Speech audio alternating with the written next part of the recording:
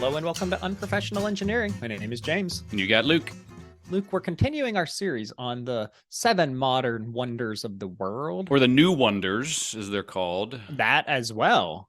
This time we're focusing on Machu Picchu. I'm pretty sure that's how you pronounce it for sure. This is actually where the electric type Pokemon was born. Little known fact. Wow. Ash Ketchum went there, caught the first Pikachu. What are you even saying? What's Do you a not Pikachu know anything and who's about Ash, Pokemon? Who's Ash Ketchum? You don't know Pokemon? Oh my goodness. Fun fact, it is Machu Picchu, but it's also spelled Machupijchu, all one word. So there. Interesting. Machu Picchu. Its address, in case you're interested. It has an address? It does. It has a couple odd things. So the address is 08680 Peru. Nothing else. Like, that's the address. And hold on, there's more. You can call Machu Picchu. I saw there was a phone There's a number. telephone number. If you're interested in calling Machu Picchu, and I think it's not illegal to give this away, because like if you Google it, was on it's there. the Googles, yeah. Yeah, it is +51. I'm assuming that's the country code for Peru. I would say so. And then it's 84582030. And I almost wanted to call this to just be like, "Hello, Machu Picchu. How can I help you?" Like how do you answer the phone for an ancient Inca ruin? I'm assuming it's a tour company probably that got the address, and they're like, "Hey, we'll sell you, a tour here to come hiking." Timeshare at Machu Picchu. Yeah. Its location, if you happen to do GPS type things, it is -13 and a whole bunch of numbers, and it is -72 and a whole bunch of numbers on the longitude and latitudes. Can I give you a little bit better idea of where it is? Please do. These ancient Inca ruins, Luke, are located about 50 miles northwest of Cusco, Peru. Does that help you? No. No. Okay. Well, it is in the Cordillera de Vilcabamba of the Andes Mountains. Do you know where the Andes Mountains are? I do. Okay, so we're getting closer. It's where the Andes candies are born. Little known fact, the Inca civilization created Andes candies.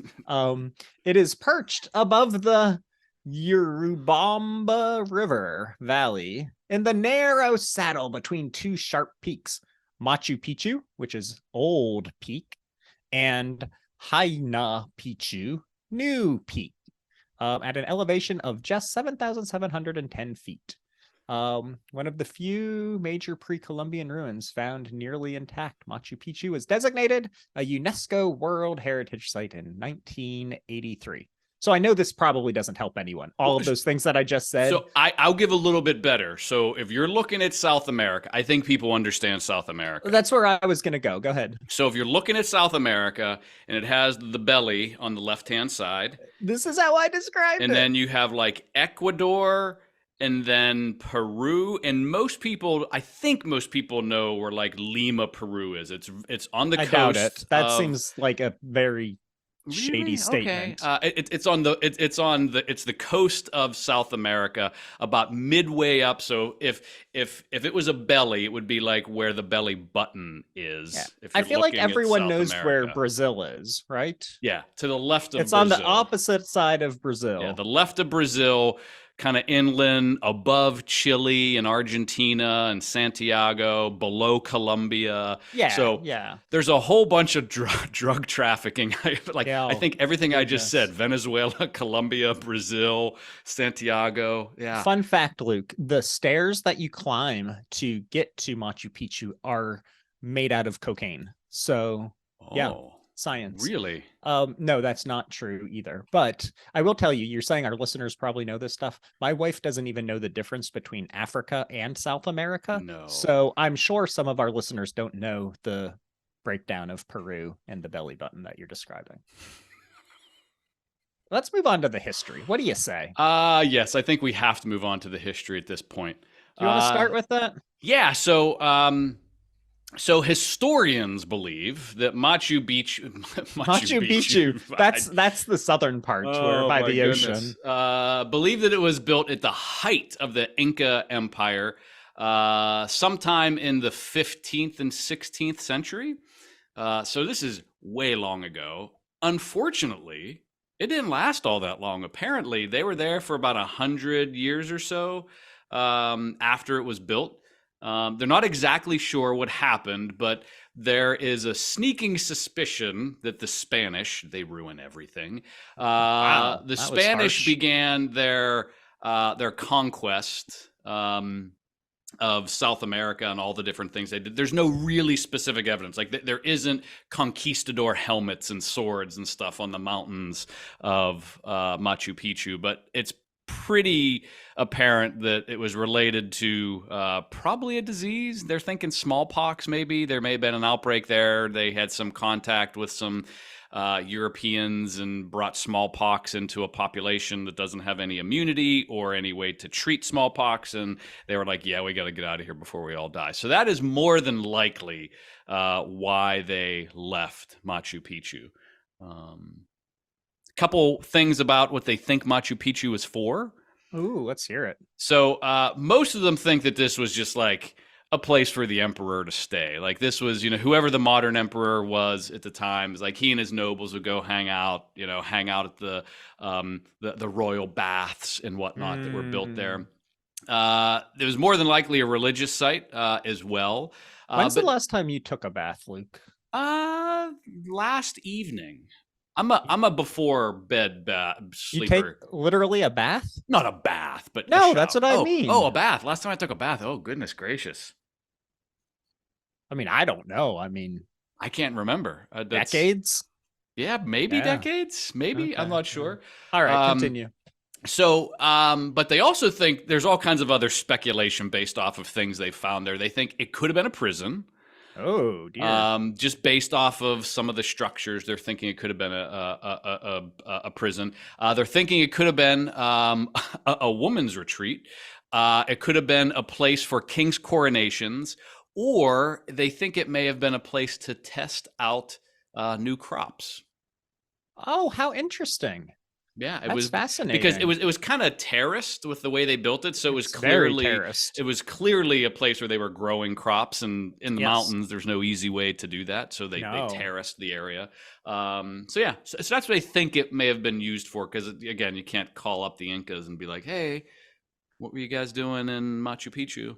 When I was in Jamaica, I learned that some crops perform really well in higher elevations and on mountains, and that the runoff of the water is really helpful for their growth. And so that certain crops grow 9 and 10 feet tall because they get just the right amount of water and they don't get over soaked and their roots don't get like root rot because of the water flowing down. Probably cocoa, coffee, right? Isn't that if you watch our coffee episode, isn't that in the band of where coffee would come from? It's not what they were telling me about, but yeah, probably those. Okay. I didn't listen to your first half of history. Did you talk about Did you talk about Hiram?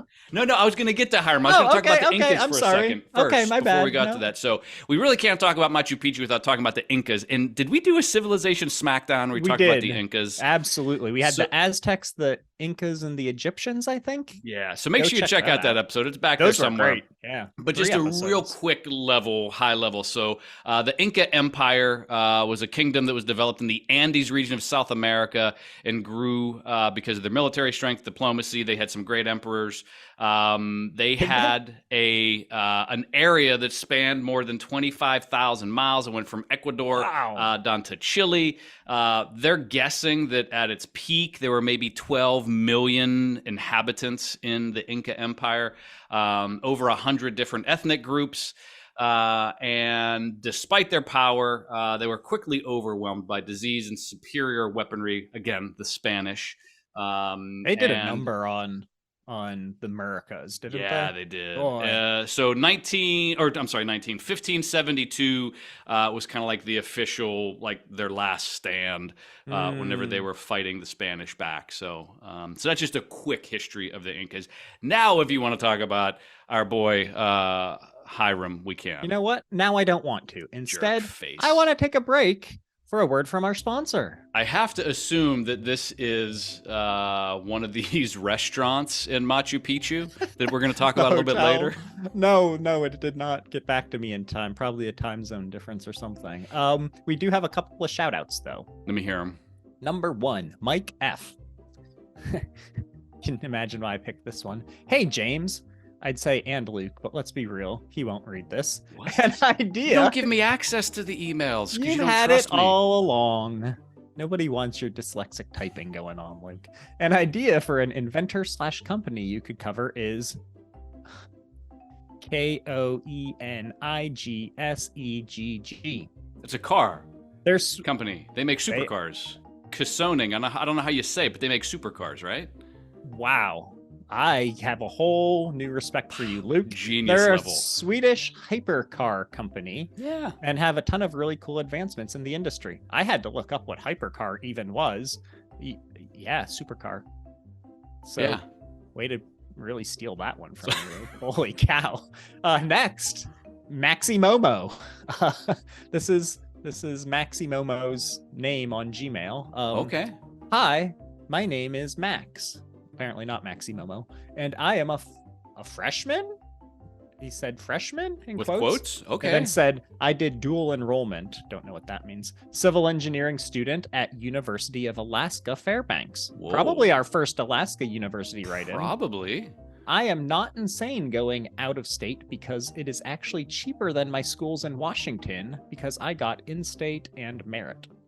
I also plan on specializing in environmental engineering once I get sick of getting made fun of because he's a civil right now. It's fantastic.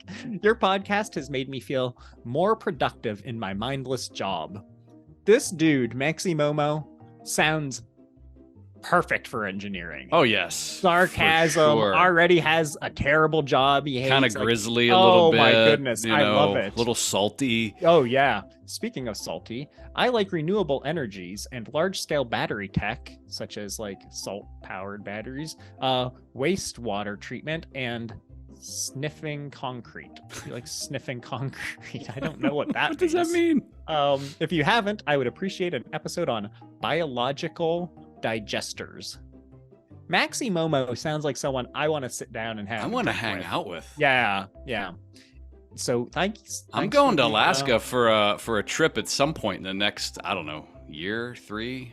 Maybe I'll have to look up Maximomo up. Yeah, if any of you have anything like that can compete with that in your emails, please write in because that was fantastic. To do so, hit us up at unprofessionalengineering@gmail.com. And don't forget to subscribe, like, share. We love the reviews. And as always, you can tell your smart devices to play the Unprofessional Engineering Podcast anytime.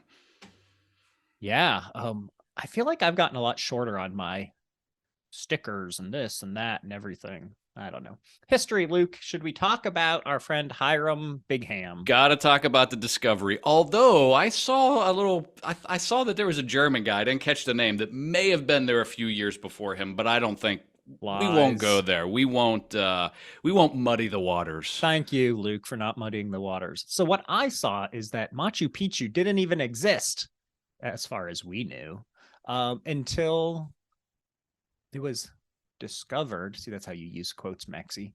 In 1911 by the Yale University professor Hiram Bingham, or Bigham.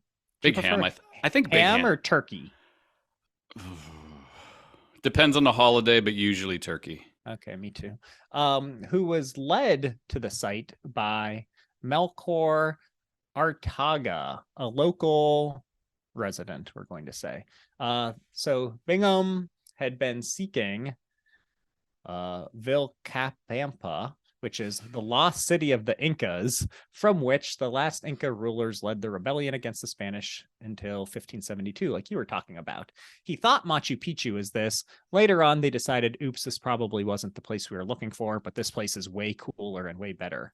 So Machu Picchu was then further excavated 4 years later by Bingham in 1915, and then in 1934 by the Peruvian archaeologist Luis E. Valcarcel, and in 4041 by Paul Fejos. Additional discoveries throughout this area have shown that Machu Picchu is one of a series of pucaras, Luke, obviously, or Obviously. fortified sites, tambos, travelers' barracks or inns, and signal towers along the extensive Inca foot highway. That's basically all I had on Big Ham. I got a little bit more on the discovery, and then a little bit on Big Ham. Ooh, can I do a fun fact real quick? Oh, please do. When they were excavating in 1912, several dozen skeletons were found there when they were excavating. And because most of these were initially identified as female, Bingham suggested that Machu Picchu, like you mentioned, was a sanctuary for the Virgins of the Sun, an elite Inca group. Interesting. Yeah. Okay, continue on. So that's where. So it wasn't a women's retreat. It was where they would put like the ladies that they were saving for. That's terrible. They might have been retreating there temporarily. Hope, yeah, wow. I think we said. I think most of these Incas, Aztecs, they were all pretty terrible when it came to like human sacrifice, and yeah, human rights wasn't high on their list. Yeah, it wasn't. So, fun fact, the farmer that actually helped Hiram get there, so he shows up in this village, and the farmer looks up at the hill, and he says, "Oh, that's the old peak." He says that in his native language, which apparently translates to Machu Picchu. And I think you said it was July 24th. He said that he made his way to the base of the hill, or the mountain. If you kind of look, there's this little switchback that gets you up the top. I mean, it's not as impressive as the Appalachian Mountains. It's not. It's a hill. Apparently, an 11-year-old boy is the one who actually guided him the rest of the way up the hill before he saw the network of the stone terraces and the main entrance to Machu Picchu. That's interesting. So a little bit on our boy Hiram. Like, I thought this was kind of interesting. So Hiram Bingham, he was born in Honolulu, Hawaii, 1875. Really? He died in Washington, D.C. In 1956. And he was he born? 1875. I think I said 19. I meant to good. say, 1875.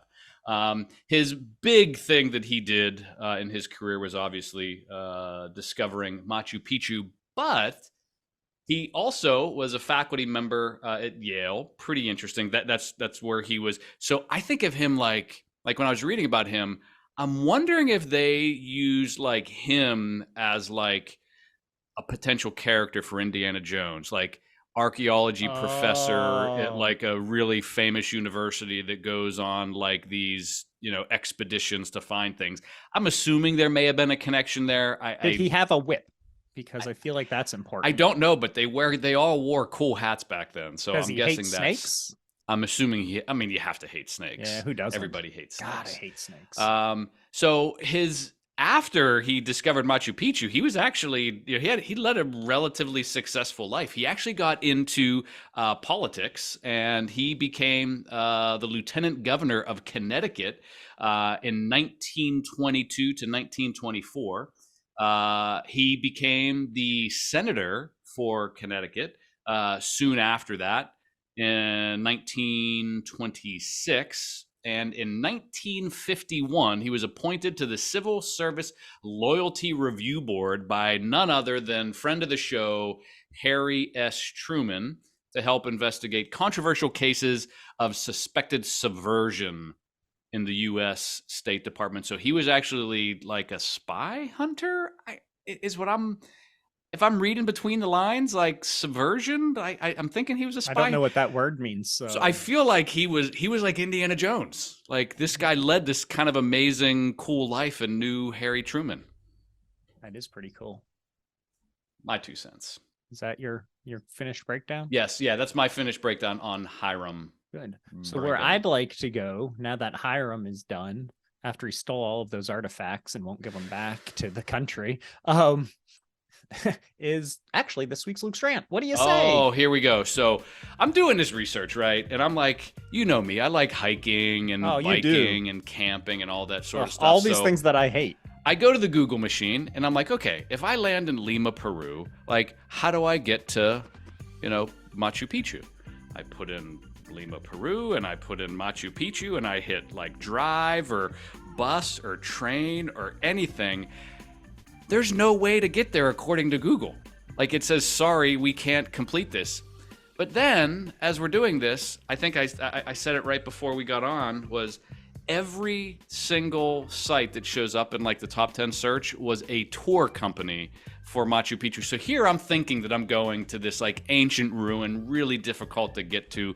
Meanwhile, there's like a Pizza Hut at the bottom of the hill. It's like the pyramids. Like I was just gonna say, it's exactly like the pyramids. Yeah. I mean, I don't know. I feel like we kind of ruin things as a culture sometimes. You find this amazing thing and then you turn it into a tourist trap and you turn it into something that it was never meant to be. So I really wanted to go to Machu Picchu. You would rather it still be a place where we sacrifice virgins to the No, I would like it to be a place that like really dedicated people that want to hike and camp and go through the you want it to benefit you and very few other people. That's great. Exactly. Okay. Like it shouldn't not selfish. It shouldn't be some 45-year-old, that has never hiked or camped a day in his life that gets carried up to the top of the hill and then, they this guy.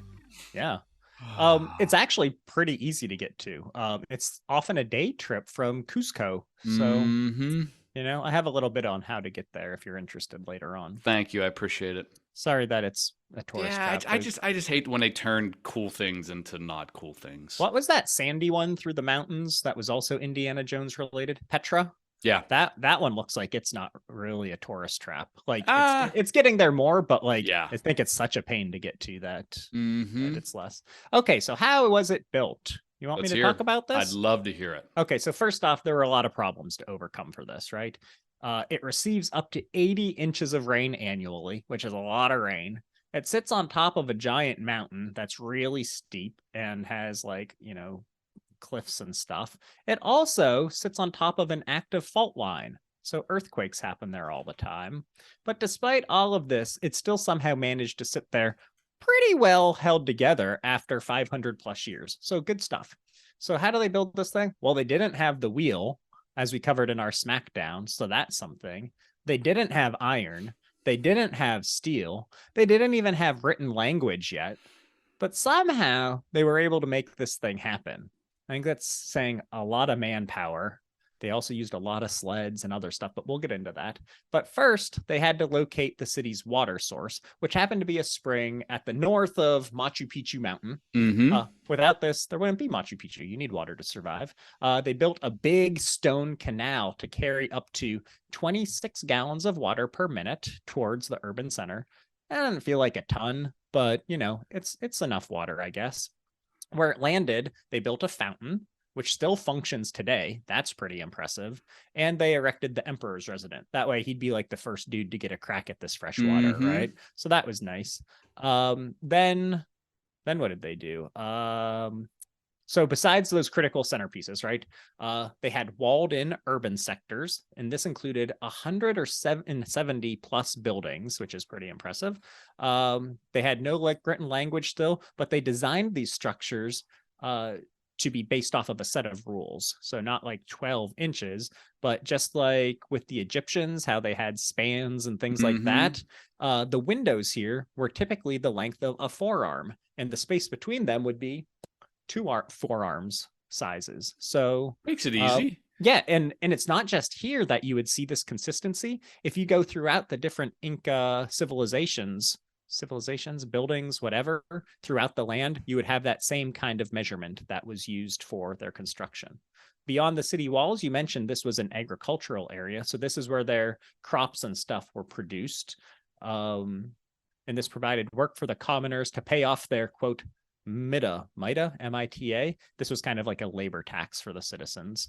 Fun fact here, Machu Picchu has 16 fountains, which is kind of fancy. Like, this makes me think it is some sort of religious or getaway site, right? Why do you have all these fountains that are pretty if it was for something else?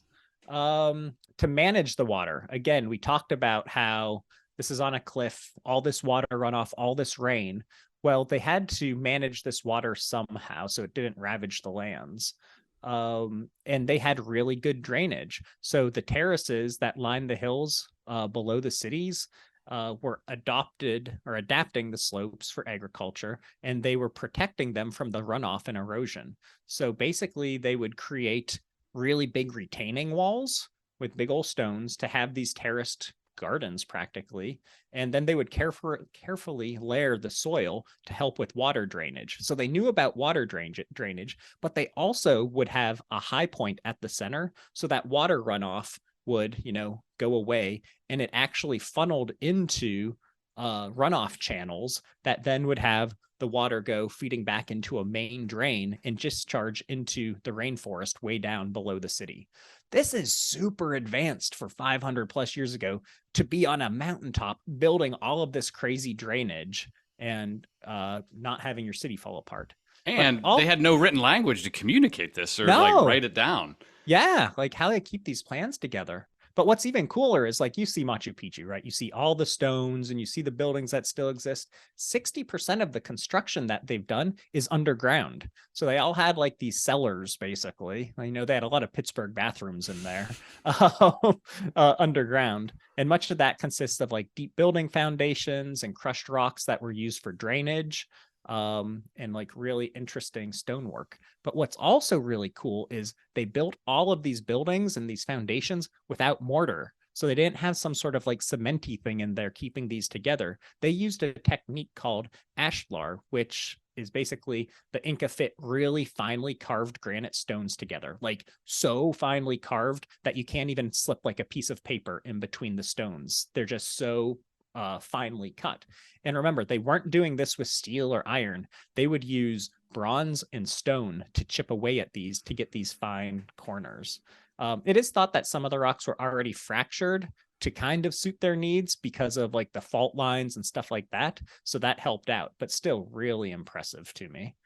And then, of course, you carve the stones, but you have to get them where they're going. They didn't have the wheel. These were really, really, really heavy rocks. So it's kind of like the Easter Island heads. Go check out that episode on how they moved those. They don't know for sure how this was done, but they think it really involved a lot of levers, a lot of ramps, and a lot of sleds, and a lot of people to move these giant lots of people. I think that's all I had to say about that, Luke. I got a couple of fun facts, and we can play my game, maybe. Oh my goodness, yes. So there is a long-standing dispute between Peru and Yale University that has existed over the artifacts that Bingham collected during his exploration of the site.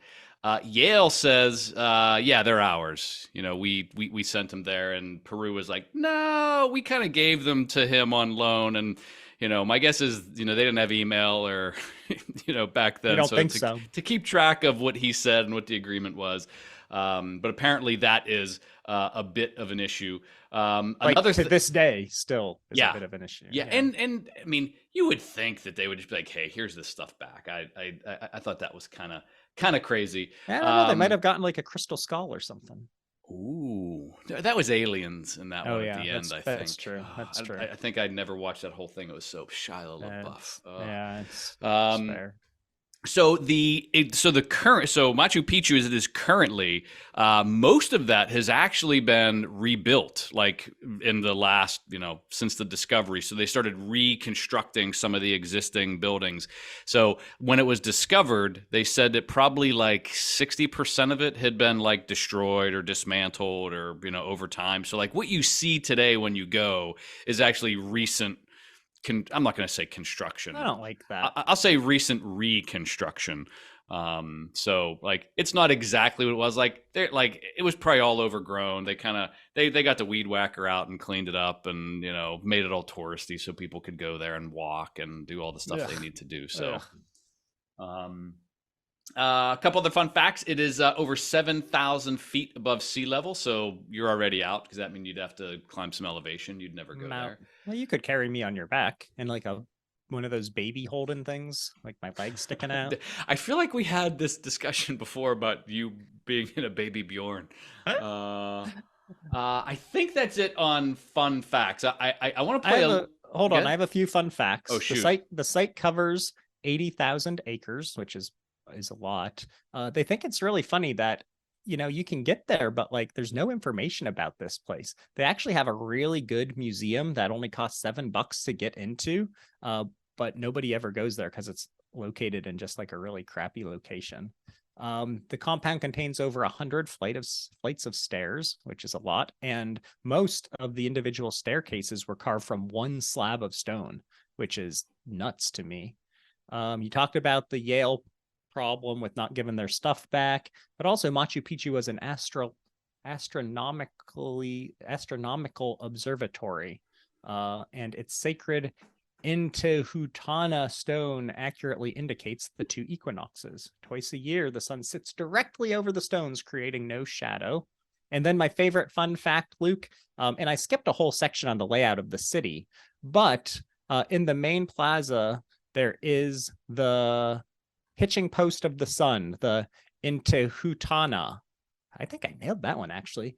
It's a uniquely preserved ceremonial sundial consisting of a wide pillar and pedestal that were carved as a single unit and stands 6 feet tall. So it's a sundial. It's really tall. That's kind of cool. Why is that a fun fact? In the year 2000, this feature was damaged during the filming of a beer commercial. No. Yeah. How awful and outstanding is that?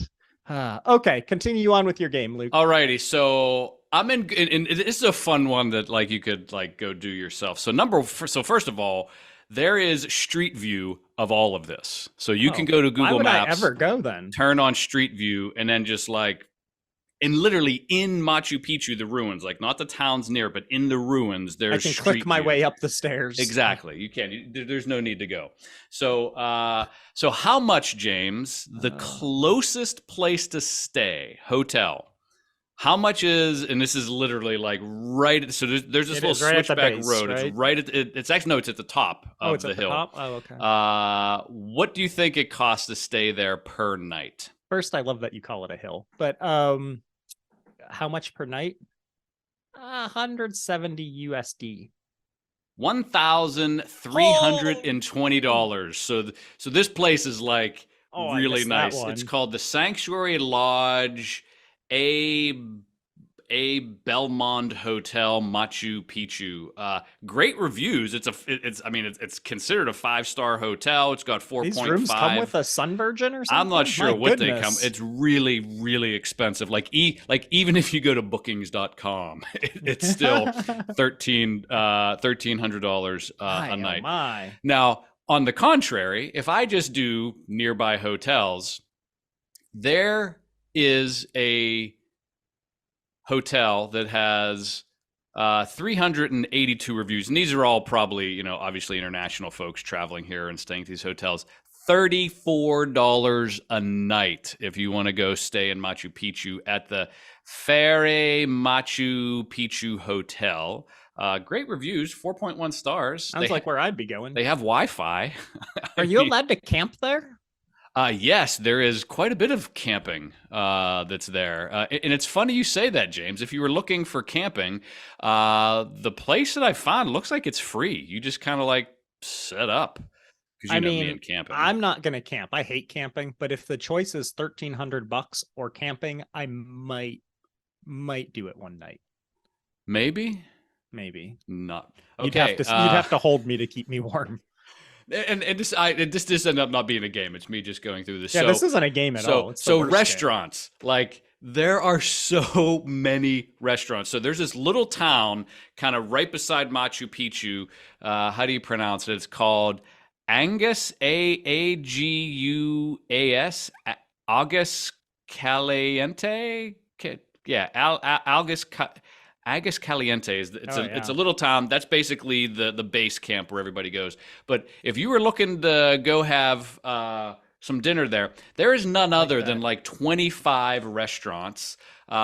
These places have amazing reviews. Like they have like 4.5 stars. Now, granted, a couple of them, some of the comments said that they got food poisoning from eating warm empanadas and like warm shrimp and whatnot. Is this like on Yelp? There have good reviews. Yeah, but the best one. So of all of these places, I'm like, hold on.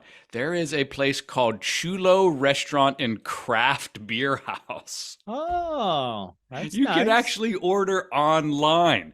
This is the whole thing I was talking about, like the demise of like this being like the fact that there's a brew pub that you can order food online at in Machu Picchu. There's something I wrong saw with that. there's a brew pub. So this was really you tricking me into not having a game, but extending Luke's rant a little bit A little longer. bit, yeah, it Okay. was. Okay, that's fair. But yeah, Do you so have anything else you need to get out of your system here, Luke? I don't think so. I think we should order something from Chulo Restaurant and Craft Beer House. Well, Do you think Uber Eats would pick it up for us? maybe. Let's see what their menu Yeah. is. They got I can't read Spanish. All right. Well, with that, I think we should probably wrap things up, Luke. If any of you learned something amazing out about Machu Picchu that you want to talk about, if you want to suggest we just stop this series altogether because you hate the way that tourism has taken over the wonders of the world, if anything has come to mind, if Luke's rant has really inspired you, why don't you go ahead and email us at unprofessionalengineering@gmail.com. And until next time. See ya.